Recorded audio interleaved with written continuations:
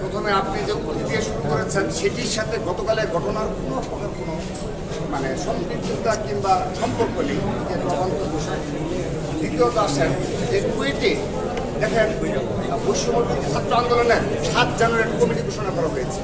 সেই কমিটির মাধ্যমে তারা যদি ছাত্র রাজনীতি পরিচালনা করতে পারে এবং শিবিরের কমিটি রয়েছে, আমরা তাদের অবগত রয়েছে, এই শিবির এবং বৈষম্য ছাত্র আন্দোলনের ব্যানারে যদি ছাত্র রাজনীতি কুয়েটে প্রচার করতে পারে, তো আমার ছাত্র দলের সমর্থকরা যদি একটি সদস্য ফরম নিয়ে থাকে, এটিকে তারা গুরুতর অপরাধ করেছে, তাহলে কেন তাদের উপর এভাবে আমরা যে ভিডিও ফুটেজগুলো পাচ্ছি এখন, এবং সেই ফুটেজে দেখা যাচ্ছে যে বৈষম্য বিরোধী ছাত্র আন্দোলনের আহ্বায়ক, আমরা তাকে শিবিরের নেতা হিসেবেই জানি, এবং ক্যাম্পাসেও গতকাল যারা হামলা করেছে তাদের সবাইকে শিবিরের নেতা হিসেবে জানে।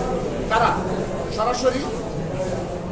সরাসরি গিয়ে হামলা চালালো এবং বিনা কারণে কোনো প্রকার কোনো কারণ নেই। তারা যদি এই ক্যাম্পাসগুলোতে ছাত্র রাজনীতি চালু রাখতে পারে, সেখানে ছাত্র দল ছাত্র রাজনীতি কেন করতে পারবে না? এটিও আমাদের প্রশ্ন।